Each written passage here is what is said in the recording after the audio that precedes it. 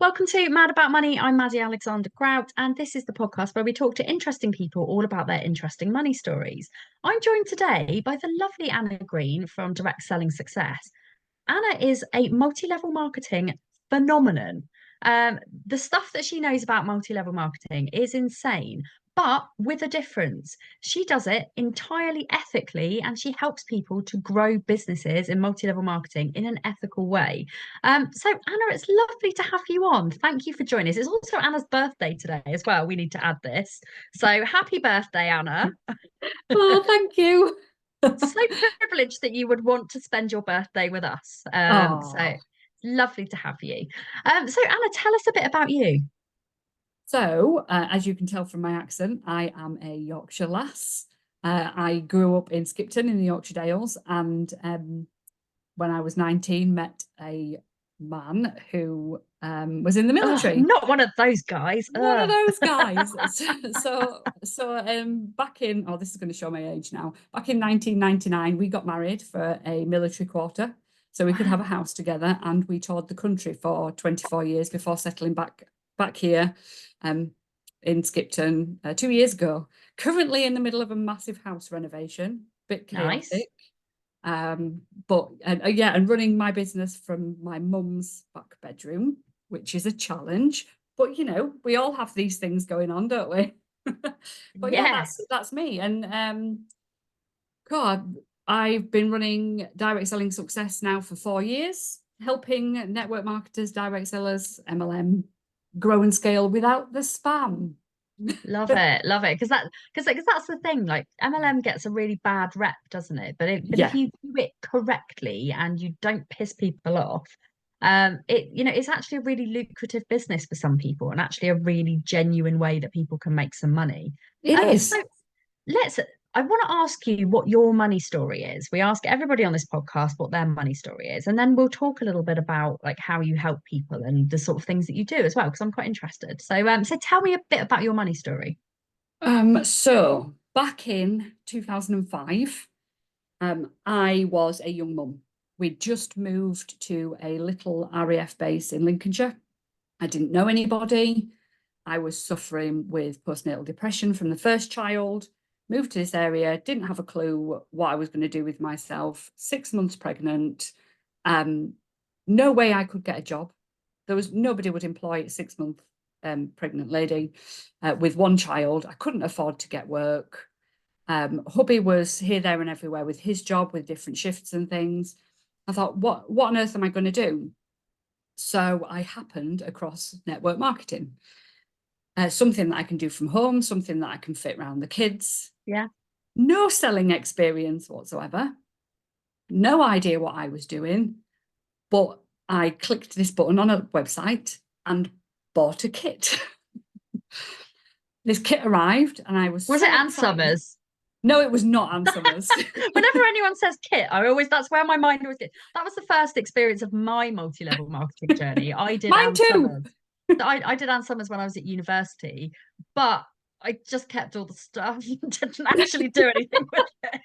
No, my first experience of parties, home parties, was an Ann Yeah. Summers party, and that was a different RAF base that we were at, and they were great fun. You'd go around and you'd just have such a giggle with Mm. friends over this stuff. You might buy something. Usually, in my case, it ended up being some PJs.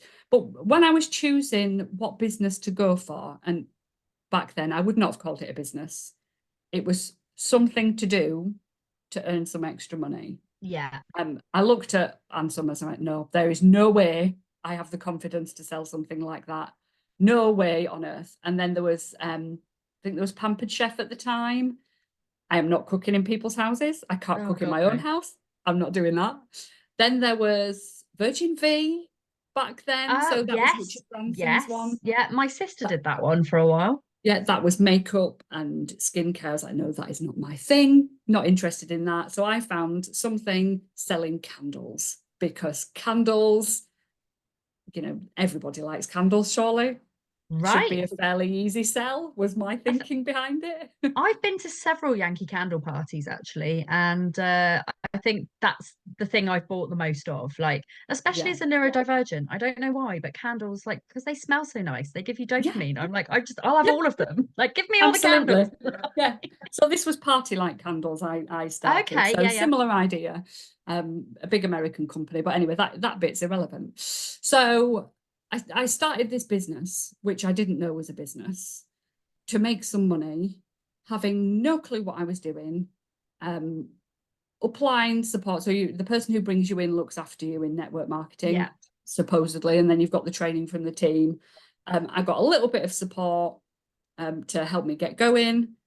I'm good at talking, so that bit was okay. I was out and about with my children at TOTS groups and community halls and the rest. I'd just take my stuff along.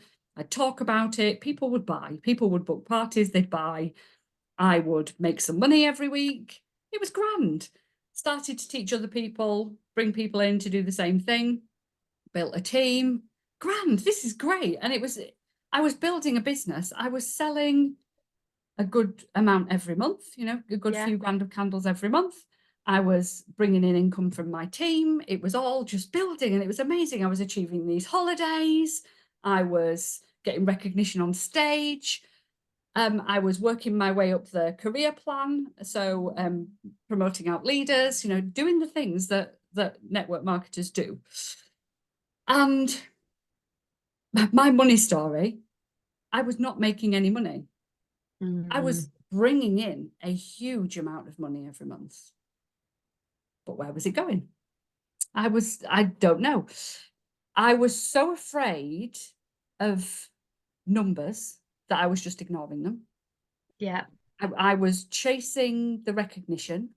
So when it came to things like challenges and incentives and things, I'd make sure I hit them by either bribing people with freebies, which I'd pay for to get them to book things.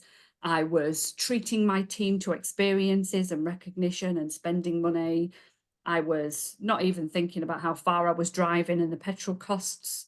I was booking hotel rooms. I was just, money was just coming into my bank and going straight out again. And I was loving life. And it didn't matter that that was happening. It wasn't that I was getting into debt. It wasn't that it was affecting my family because there was still enough money from what I was doing to pay the family things, the bills and the rest of Yeah. it. But I remember the shock came when I'd reached regional manager level and I'd started sending all my receipts to the bookkeeper because I didn't want to look at it. Just didn't want to look at it. So I was sending it to her and she was going through it and she sent me this report back saying, well, you've made £50,000 in profit, but you've spent, not profit, income, but you've spent 40,000. Yeah. How have I spent £40,000? Nice, because I don't have to pay any tax. This is great. And that's what I Yeah. thought. And then reality hit. It's like, what on earth have I done with that other £40,000? And I looked through and it was, coffees and rewards and recognition for those and bundles of prizes for this. And yeah, it was just gone. And I remember sitting down with her and saying, look, what on earth can I do about this? And she said, you just need to actually look at your money. You need to look at what you're doing and think, do I need to spend that on that? Or would I prefer to have that in my pocket? But then that worry about the tax came in. If I go over the tax bracket, I'll have to pay tax. If I make more money, what happens if I get that tax wrong? What happens if I don't have enough money at the end of the year to pay the tax bill? What happens if, and that worry kicked in. I'm naturally an anxious person. And Yeah. most people who look at my business, unless they watch a lot of my stuff, would never know that. But it used to frighten me. And she said, well, don't worry about it. Just set up another bank account, stick X amount of money away percentage-wise in that bank account for your tax. And the rest of it is yours. That's your business money. At the end of the year, you'll then have all this profit that you can then do something else with. And she showed me how to do it. And it took me a long time to feel comfortable doing it. But within 2 years, I was up to making 40, 50, 60,000. And what a difference. But it was Yeah. that block from thinking, I don't want to look at the money. I don't want to see the money. I know I'm making it and that's great. And it was making me feel good, but actually having to deal with the figures was the thing that was stopping me. And as soon as I learned how to chip away at that block, it's made a massive difference. And, I'm on multi-six figures now, and knowing that I wouldn't have been at that spot without having to deal with that thing back then, there's no way I'd have still been doing the same. I'd have still been Yeah. making multi-six figures, but spending multi-six figures. It's such a difference, isn't it? Like the money that actually goes into your pocket at the end of the day. I mean, like people don't necessarily need to pay themselves lots, but No, why we work at the end of the day, isn't it? I think we need to actually feel like what we're doing is making an impact not only on others, but also on our own bank accounts. And yeah, it's I know for one that I was also 100% in that boat. Like with my old business, I would try and buy things, I mean, to be fair, when you're running an app, like tech is mega expensive anyway. yeah, yeah. So, it was very, very, very rare that we had to pay tax, but the income that we were making, it was just going straight back out on stuff. And yes, it was growing the business, but actually it was kind of growing it in the wrong way. I think my Mm. business was the best it ever was when we were a discount card and there was no tech involved, because it turned into a money pit, and it was so draining and so horrible. And I don't think people actually see that from the outside, like how much No, pressure it is. Because with tech, you start buying stuff and then like it's like, oh, but it needs this, and then it needs this, and then it needs more things, and then you're like, oh my God, where am I going to get this money from? Ah! So yeah, it was a very, very difficult journey. So I completely appreciate like and understand how like not looking at the figures is the worst thing to do in a business. I think it taught is, yeah, teaches you totally. a lesson, doesn't it? So now you're absolutely flying. I'm watching you from the outskirts, and I mean I'm not a multi-level marketing person, but I'm in your group, and I think it's amazing, and I think what you do is so helpful for people. So tell us a little bit about kind of how you do help people and the sort of things that people can come to you for support with. So with my background in network marketing myself, I know what I've done that was successful and what I've done Yeah, that didn't work. And I know what helped my team. I've learned a lot and had a lot of experience in the industry, from starting out myself and the struggles that you get when you've got to grow your customer base and you've got to find your first sales and your first teamies and all those sorts of things. But I've also done the other side where I've developed leaders, um, promoted out regional managers, um, got people to the higher levels of the company as well, and everything in between. So I am there as that person, completely neutral, not in this because they are upline or because they're part of a company that want you to make money so they make money. This is totally separate. yeah, And I'm giving support to everybody, whatever company they are in, to help them build that business of their dreams in a way that works for them, in a way that feels good for them, in a way that gets them their success. Because amazing. I remember back in the day, being told, the companies want you to get to leader and they want you to get to regional manager and they want you to Mm, get, work your way up the ladder. That's great. But if it's not for you, that's the only pattern there is for a yeah. lot of people. So looking at it from the outside, I think, if you want to make an extra £200 a month, then that's great. If that's your dream to be able to pay towards the bills in that way, or to have takeaways every month, or if it's your dream to take your kids to Disneyland, that's what I can help you do. Mm, It's not guiding you through your company process unless that's the route you want to take. And then mm, you tend to find the companies, it's generic training. They tell you what you need to do to get to X spot, which is great, but not how to do it. And the how is the bit that you need. If you know you need to make £1,000 in sales to earn 250 quid, how do you make those sales? Where do you go and find the people? How do you talk to those people? How do you create the right content for social media? What works, what doesn't? How do you build relationships with somebody? How do you go from a post and get into somebody's DMs without it being horrendously spammy and awkward? Those yeah. things, it's the basics, but also, how do you lead somebody to want to bring somebody else in? How do you lead your team to get them working harder, not, and bringing in an income for them? How do you talk to people to get them to become the next big leader in their company? And that's what I do. And I do it through a range of different things. So I've got a free Facebook group, which has tons and tons of training and a community in that you can ask questions. I've got a podcast, which has training on every week and guest speakers that talk about all sorts of different things. I have a membership, which gives you much more of the how, the more access to me and a group of others across the industry who all have that expert knowledge that you can tap into, one-to-one stuff, and an amazing mastermind which started last month for those who want to take it to that next level. That's amazing.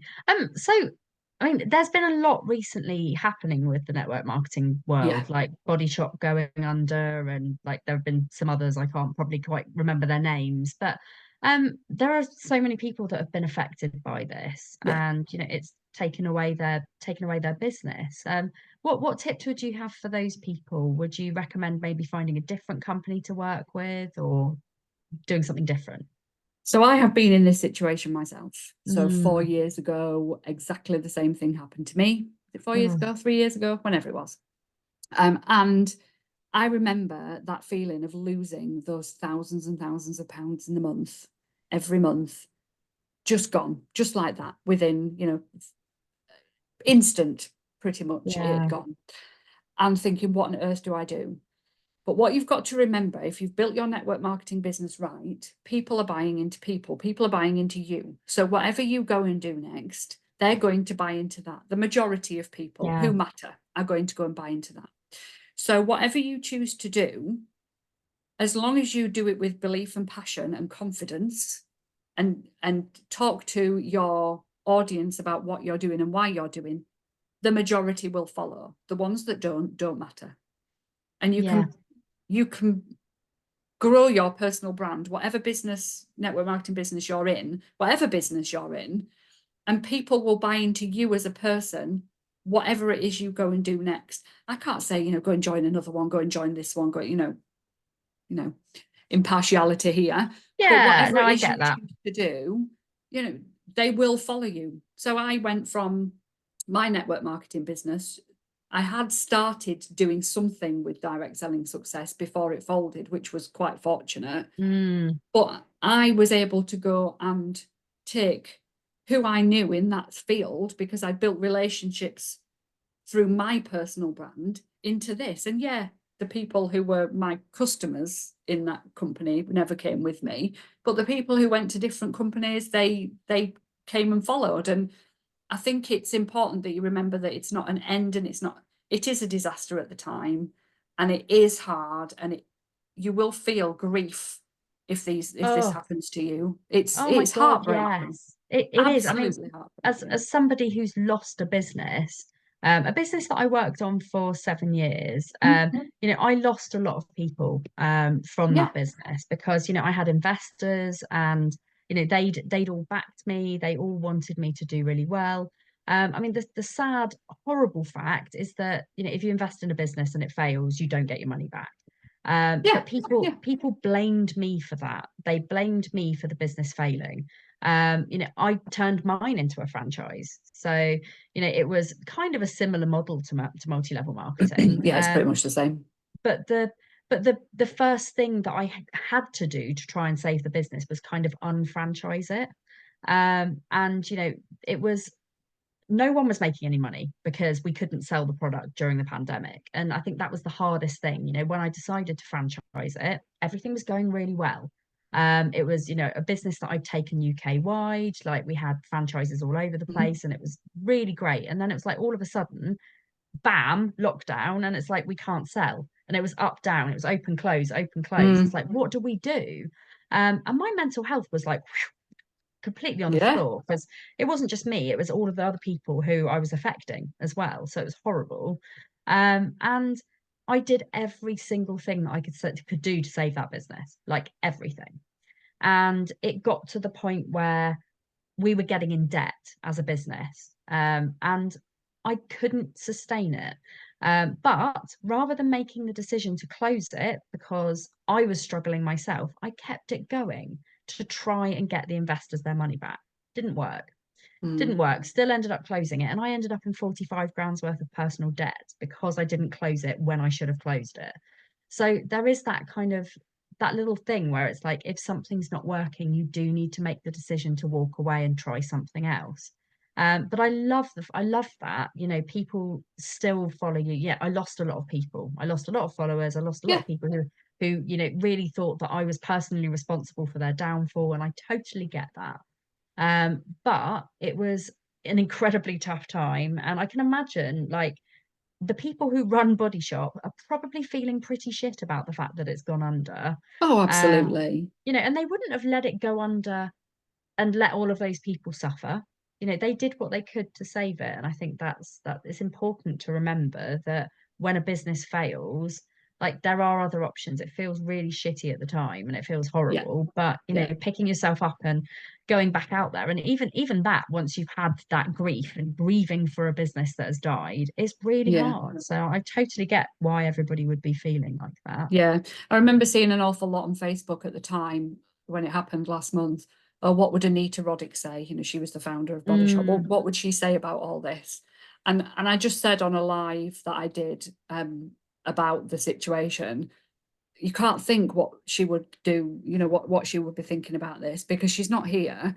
Think about no, if she was in your position, what would she do? what would she do? Yeah, What would she exactly. do? Not what would she think? What would she do? What would she do? She would go out there and she would start another business. She would go out there and she would fight for what she believed in Yeah. and make a difference for her. And that's what she would do. And that's what I advised every single person out there to go and do. What should you do that is going to make your business thrive again? What is it?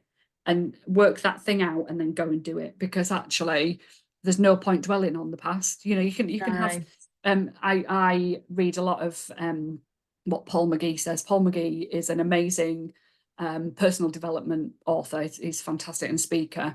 And he talks about hippo time. Have your wallow, like your hippos do, in you know, have a wallow, have some hippo Yeah. time, and then move on. Don't sit in all that mud and all that nonsense. Yeah. And you There's know, no that's what point. that's what I did. And I still, even a year and a half now, still get people coming and saying that, you know, what I did was wrong and it was really bad. Yeah, And I'm like, all that I did was have a business that didn't work. You know, I'm not a horrible yeah, person. Like, yeah, you know, and I did everything that I could to make sure that those people, you know, were looked after. yeah. But you know, most of them ended up blocking me or you know whatever. But do you know, it's one of those things where like, I had to move on with my own life. Otherwise, I probably wouldn't be here anymore. You know, The it's problem is with anything like this, people feel triggered and they need they someone to do. blame. And Yes, I yeah, don't yeah. mean this in a nasty way to anybody at all, but No, when something bad happens, you automatically like get that trigger of this has happened to me and it's not fair and who can I blame? So the blame mm, just goes elsewhere and it happens all the time. And I think sometimes when we recognize that that's what it is, you know, they've been triggered by this situation, they want somebody to blame and that's okay. It's their yeah, problem and not yeah, mine. exactly, exactly. Yeah, it's I think there's a lot that can be learned from failure as well. Absolutely. You know, I Yeah. mean, even if it's network marketing and you know the business that fails, you know, it's not your problem that it's failed. There's still that kind of that could I have done more? Could I have been doing better? You know, did I make it fail? Like clearly not. You know, there was clearly things that were Not going in on that above, situation, but so many but network you know, marketers is that there's the average time a network marketer spends on one business is 3 to 6 months. is If a it? That's if quite a short. proper inverted commas business owner spent 3 to 6 months trying to build their business and then went, nah, I'm I'm done. Mm, done. I was going to say something else then. I'm done. Forget that. I'm going to go on to something else. But you know that they're not going to make a success of that business. no, Or the no. next one, or the next one. But that is the average time. And it's because, well, they don't treat it like a real business. They don't Mm, put the effort in. They think things are going to come to them. They think it's going to be easier than it is. they have a block when it comes to actually building and talking to people they don't know. That's where this cycle comes in. And when you're saying, oh yeah, you know, it's failed, if you look at a network marketing business that is thriving, people are making money from it, it's not going under, yet these people are coming in for 3 to 6 months, that's when you need to start thinking, well, it's not the business, it's what I'm doing. What am I doing? What am I not doing? What can I change to make this happen the right time? So yeah, failing forwards is the thing, isn't it? Yeah, absolutely. So when somebody is choosing a network marketing business to start, is there anything that you would recommend for people to kind of go through, like a checklist, or, you know, to make sure that it's the right business for them? Because I think what could work for one person might not work for another person. You need to have a passion for either the products or the impact that you can have from that company, I think. Yeah. I went into the one that I did with the candles, knowing that other people liked candles, therefore I could sell them. And I went in knowing that I wanted to run a business from home, and I wanted, you know, if I'd have picked skincare, it would have been an absolute disaster. If I'd have picked the Ann Summers, I really wouldn't have managed to do it, because you've got to be able to have that passion for what it is you're selling, to be able to get that across to other people. Practical wise, you want to check that the company is well known, I would say. Yes. Yeah. And that it has a background of being able to have people go up the chain and make money. Because if it doesn't, I don't know. There's lots of shouting about ground floor opportunities, and that's great. You know, coming into a new company that's started, but you've no guarantee it's going to work or whether it's going to stay. So if you want that risk, then choose a new company. I don't think it really matters, but as long as the basics of those companies align with your ethics, and you're looking at them as a business opportunity, it doesn't matter which one you go for. They're all very much of a muchness, but I would recommend that you go for one that you know you're going to be able to sell the products because you love them as well. That makes total sense. I mean, in your business, you can't sell something unless you're 100% behind it. No. So, like, and you can tell when you see people selling stuff online, you can tell whether someone's actually into what they're selling or whether they're not. So it does make a difference. So you've got a challenge running next week as well. Tell me about that. I do. So on the 27th of February to the 29th, I'm running a 3-day Grow Your Customer Base challenge. So this is for anybody, but particularly network marketers and direct sellers, to learn how to build an audience, the right audience that's going to want to buy, how to get over ourselves when it comes to doing that, but to do it in a way that aligns with you. So throughout the challenge, I'm going to be getting you to think about how you want to approach people, how you want to talk to people, the sorts of people you want in and why. And then we're going to talk some sales psychology and mindset as well to help you understand what's stopping you from building the customer base that you so desperately want, what is not happening somewhere. Because if you haven't got a customer base, you haven't got a business. And we're going to sort that in the challenge. So true. So how do people sign up for the challenge? They can find me on Facebook, Direct Selling Success, or well, any of the platforms actually, Facebook, TikTok, Instagram. The link is there to come and sign up. We maybe put the link below, maybe. That's gonna happen. So good. People will see it loud and clear. Absolutely. But yeah, how exciting. Yeah. And you've got 800 people signed up for it already. Yes. 800. Wow. Well, it was 808 when we came on this call. So it's bound to be well over by now. It's getting to a week to go, 7 days to go. Yeah. That's amazing. Well, I wish you every success with it, direct success. I think it's going to be really cool. And I hope that you enjoy the rest of your birthday. It's been lovely having you on your birthday as well, to talk about something that you're clearly so passionate about, which is lovely. Where else can people find you? Is it just direct selling success on all platforms? Yeah, Direct Selling Success on all platforms. You can find my podcast, which is Direct Selling Success Network Marketing Done Right. I am everywhere. Come and find Amazing, me. amazing. Well, thank you so much for coming on. It's been so nice to have you. My Yet pleasure. another way for people to make money. There are so many Yeah, different ways for people to make money, and yeah, I think for people who want to start out but don't really have a business idea, I think network marketing is a really, really great option. So it is. And it's an affordable option as well for a lot of people. it is, yeah, because yeah, starting your own business is not always easy. So No, everybody who's listening, go and check Anna out. Go and join her challenge, and make sure that you grow your audience. Because like no matter what you're doing, if you don't grow your audience, you have no people you can sell to. So absolutely. got to be done. So if you're listening to this podcast on Spotify or Apple Music or YouTube, you're in the wrong place. Come and download Mad About Money app. It's completely free. It is a app for neurodivergents to learn about money, whether it is making money or getting out of debt or reducing your spend, managing your impulse controls. Wherever you are in your money journey, Mad About Money will help you. I'm Maddie Alexander Grout. You can find me on LinkedIn. You can also find me at Mad About Money Official on TikTok. And we will see you guys next time. Thanks for listening.